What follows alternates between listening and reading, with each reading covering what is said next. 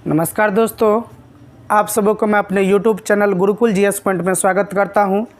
आज आप सबों के बीच आगामी बिहार पुलिस और दरोगा के जो एग्ज़ाम है उसके कुछ क्वेश्चन सब लेकर के आए हैं, जो कि फिजिक्स से क्वेश्चन होगा।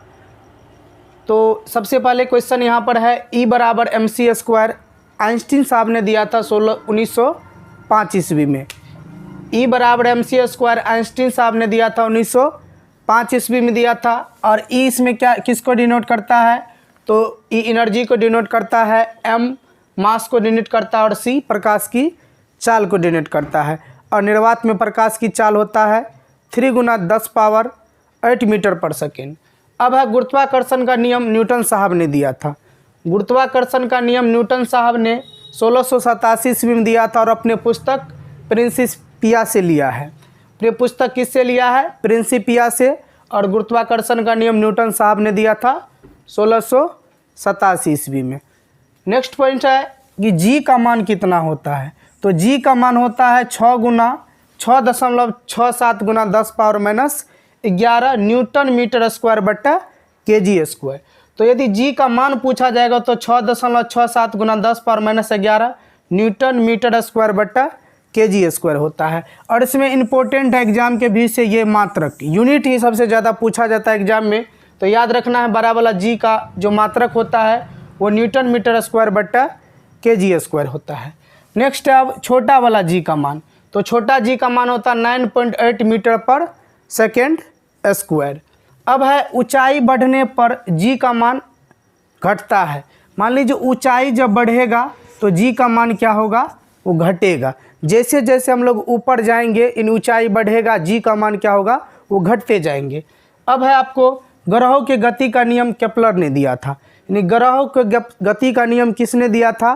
तो केपलर साहब ने दिया था। और सभी ग्रह जो सूर्य को अपना प्रधान मानकर वो क्या करते हैं? चारों ओर चक्कर लगाते हैं। और ग्रह की यदि बात आई है तो कुछ ग्रह के बारे में भी जान लेते हैं। सौरमंडल का सबसे बड़ा ग्रह बृहस्पति है और सौरमंडल का सबसे छोटा ग्रह बुध है। अब आपको मूल मात्रक की संख्या कितनी है? तो मूल मात्रकों की संख्या टोटल 7 है। एक प्रकाश वर्ष बराबर 9.46 × 10⁻15 मीटर होता है। एक प्रकाश वर्ष बराबर 9.46 × 10⁻15 मीटर होता है।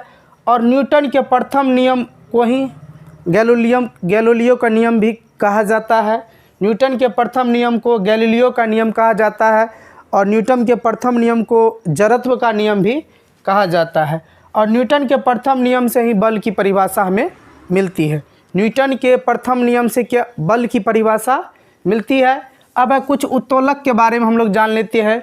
एग्जाम सब में पूछा जाता है प्रथम श्रेणी का उत्तोलक कौन है, द्वितीय श्रेणी का उत्तोलक कौन है और तृतीय श्रेणी का उत्तोलक कौन है। तो कैंची, पिलास, कील उखाड़ने की मशीन, ये सब क्या है? प्रथम श्रेणी का उत्तोलक है। कैंची, पिलास और कील उखाड़ने वाली मशीन जो है प्रथम श्रेणी के उत्तोलक के अंतर्गत आते हैं। अब है आपको तृतीय श्रेणी के उत्तोलक। तो चिमटा कई बार एग्जाम में पूछा भी गया है कि चिमटा किस श्रेणी का उत्तोलक है। तो चिमटा जो है आपको तृतीय श्रेणी का उत्तोलक है। और मनुष्य का हाथ जो है वो भी आपको तृतीय श्रेणी का उत्तोलक है। अब कुछ यहाँ पर जो परिवर्तन होता है उससे क्वेश्चन है। तो डायनमो जो है यांत्रिक ऊर्जा को विद्युत ऊर्जा में बदल देता है। डायनमो का काम क्या है? यांत्रिक ऊर्जा को विद्युत ऊर्जा में बदलना। और एग्जाम समय कभी उल्टा के भी पूछ देता है कि यांत्रिक ऊर्जा को विद्युत ऊर्जा में कौन बदलेगा? तो डायनमो बदलेंगे। अब है सितार। सितार यांत्रिक ऊर्जा को ध्वनि ऊर्जा में बदल देता है। सितार क्या करता है? यांत्रिक ऊर्जा को ध्वनि ऊर्जा में बदल देते हैं। उसके बाद है मोमबत्ती। मोमबत्ती रासायनिक ऊर्जा को ऊष्मा ऊर्जा में या प्रकाश ऊर्जा में। मोमबत्ती जब जलेगा तो हमको प्रकाश मिलेगी और उससे ऊष्मा भी मिलेगी। तो याद रखना, मोमबत्ती रासायनिक ऊर्जा को ऊष्मा ऊर्जा में बदलेंगे। अब है सोलर सेल, जिसको हम लोग सोलर प्लेट भी कहते हैं। सोलर सेल का काम है सौर ऊर्जा को विद्युत ऊर्जा में बदलना। सौर ऊर्जा को विद्युत ऊर्जा में बदलने का काम है सोलर सेल का। पृथ्वी के ध्रुव पर जो है जी का मान महत्तम होता है। पृथ्वी के ध्रुव पर जी का मान सबसे क्या होगा? वहाँ पर ज़्यादा होता है। पृथ्वी के ध्रुव पर जी का मान क्या होगा? सबसे ज़्यादा होता है। और वायुमंडलीय दाब किससे मापी जाती है? तो वायुमंडलीय दाब जो है आपको बैरोमीटर से मापा जाता है। वायुमंडलीय दाब किससे मापी जाती है? बैरोमीटर से, और वायुमंडल या दाब जब एकाएक नीचे गिर जाता है तो आंधी तूफान आ जाती है। अब आपको आपेक्षिक घनत्व किससे मापा जाता है, तो आपेक्षिक घनत्व जो है हैग्रोमीटर से मापा जाता है। आपेक्षिक घनत्व हैग्रोमीटर से मापते हैं हम लोग। अब आपको पारा जो है -39 डिग्री सी पर क्या होता है, वो जम जाता है। पारा -39 डिग्री सी पर वो जम जाता है। और मानव शरीर का सामान्य ताप, तो मानव शरीर का सामान्य ताप कितना होता है, तो 37 डिग्री सी, यानी केल्विन सेंटीग्रेड में 37 डिग्री सी, और फ़ारेनहाइट में 98.6 और केल्विन में 310 केल्विन है। तो ये मानव शरीर का सामान्य ताप है। सेंटीग्रेड में यदि पूछा जाए तो 37 डिग्री सी, फ़ारेनहाइट में यदि पूछा जाए तो 98.6 फ़ारेनहाइट, और केल्विन में यदि पूछा जाए तो 310 केल्विन होता है।